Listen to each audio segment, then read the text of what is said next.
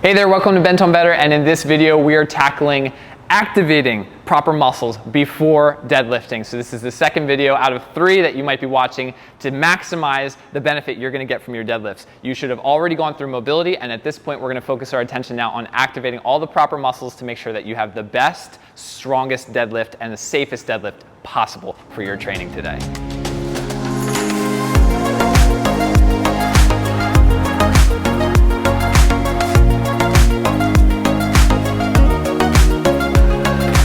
Next, we're going to address activating different muscle groups to prepare for our deadlift. And first up, what we want to do is activate our upper body. Now this is important. We want to try and mobilize and activate at the same time here with this first drill. So if you have a dowel, or maybe you have a stretch strap, something that you can stretch to its far end range and get your arms out into a nice wide position. So if you're maybe, let's say, 6 feet tall, you might want a 6-foot dowel to make sure that you can get your arms out nice and wide. Grab on so that your arms are straight, and we're going to take that dowel up over our head, pulling outward on the dowel every inch of the way, and take it down, around, and behind our back. We're going to repeat this drill and try and progressively work our arms into a slightly more narrow position after a few repetitions. So I'm going to take about 5 repetitions here at the length that I'm currently at, and every time I pass my head, I'm trying not to duck my head down or dodge the pole, or for that matter, I'm trying not to bend my elbows like this to try and get that dowel back. Instead, again, pulling it apart as if it's made of rubber, and I'm trying to stretch it to its end range. Now, I'm going to try and decrease my width by sliding my hands in about 1 inch on each side and see if I can still pass over and reach the bottom of my back. And in this case, I can. So I'm going to try a few reps, and then I'm going to try one more time to try and decrease that width between my hands, only about another inch. And I can pass, so that's good. If I get to a point when I suddenly can't pass, if I get stuck right up here, here's what you're going to try and do. We're going to try and keep pulling out on that dowel, but wedge it from side to side to improve one shoulder at a time. The mobility happening in that shoulder. And then after a few wedges, you might notice that now you're able to pass all the way back around. Whew. Take your time with this one, and just remember to keep pulling outward on the dowel or the stretch strap that you're using. For this next activation drill, we're going to focus on the upper back, and we're going to also be hitting the back of the shoulder here. So in your deadlift, you need to make sure that you're nice and strong, nice and active in your upper body, in particular your upper back, to make sure that you can stay rigid when you're holding onto that weight. This is very important in keeping good spinal stability, as well as amplifying your strength to as much as you can get it for your deadlift, because after all, we want to try and lift as strong as we can. So what we're going to do is set up a band at an anchor point that's maybe a little bit lower than hip height, or maybe at about hip height. That's fine if it's a little bit higher or if it's a little bit lower. We just don't want to be too low or too high here. We're going to start by taking that band and spreading it apart as if we're performing a band pull apart here. We're going to grip really tight, keep our wrists nice and straight while we're doing this, and our fists nice and tight. Pull the band apart and try and drive the center of that band close to the center of your chest, or close to your sternum. Now while you're doing this, there's a couple other things going on. Your body is fighting the urge to fall inward due to the resistance of the band. So you're going to be using your feet, you're going to be using your core strength to maintain your position.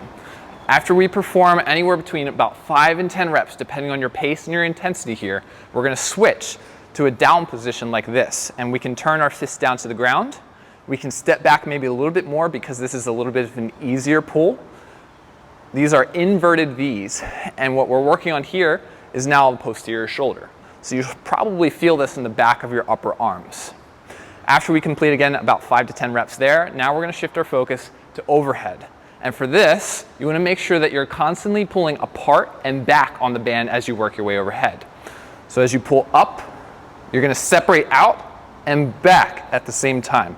Do your best here not to let your rib cage flare all the way open like this, or in other words, not to bend or extend or arch through your low back, but rather try and keep that integrity. So use your core strength here, pull apart, keep your grip nice and tight, and separate that band overhead.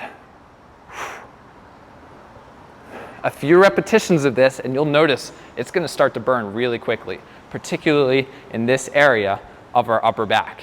If you're feeling really tense here in your upper traps, try to pull those shoulder blades down as you're performing this motion. So it's going to feel like you're scooping your shoulder blade back behind your rib cage. After you've performed all 3 of these exercises, your upper back is going to be much more warmed up, much more activated to produce strength and rigidity during your deadlifts. Last up in our activation drills, we want to now start to focus on a deadlift. We want to get as close to what we're actually going to be performing as we possibly can here. And so you have 2 main options. One would be to just do strictly body weight, maybe using some kind of dowel or something to keep your spine integrity accounted for. Or you can use a lighter weight, maybe a kettlebell, maybe a dumbbell or a pair of dumbbells, or a lighter barbell to start to move around and try and play with the positions that you might be hinging in later. Or if you can play with your positions now, it's going to set you up for much greater success when you're performing your stronger, much heavier deadlifts later down the line. So if we start here first body weight, I'm going to take that dowel and I can place it on my back at 3 points of contact, 1 at the base of my spine or my sacrum area, 2 between my shoulder blades, and 3 at the back of my head. I'm going to make sure not to move that dowel off of any of those 3 points, and I'm going to practice hinging. Just like we did earlier in our mobility drills, we're going to spend about 5 repetitions in multiple different positions. So I'm starting in about a standard width with my feet about shoulder width here right now. And after I perform about 5 reps, I'm going to take just a slightly wider position. I'm going to start to angle my toes slightly outward to the sides, and I'm going to repeat. Keeping my spine nice and straight, utilizing a soft knee bend, sending the hips back, and using good core strength here to maintain that spinal integrity. After about 5 reps, widen out again and proceed. Now you'll eventually get to a point where you might start to hit diminishing returns.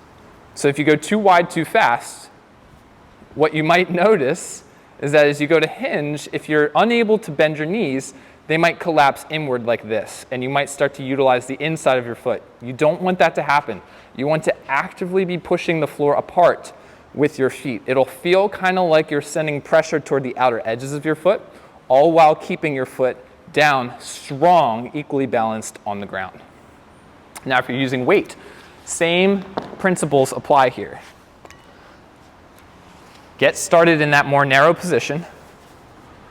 You can perform a shorter hinge like this, or you can perform a conventional deadlift all the way down to the ground. It might depend on what you're going to be performing when you're actually in your strength reps. So when you're performing this with greater weight or with a different piece of equipment. Do what makes the most sense for you, and at the end of the day, it wouldn't hurt to practice both either. So you can see right now I'm practicing conventional, and then maybe I'll take a few reps just to focus on that short hinge, more of like what might be considered an RDL. I'm going to find my widest positions before packing it up. I'll try a couple shorter hinge here. Again, all the while I'm sending my feet nice and far apart from each other. And right about now, I'm feeling really good in my lower body. Things are feeling really warmed up, really activated. So at this point, if you're feeling ready to go, start your deadlifts. Grab that piece of equipment, start to increase the weight progressively, and have a great training session. All right, thanks for watching. If you enjoyed this video, make sure you like, comment, and subscribe, and stay tuned for more.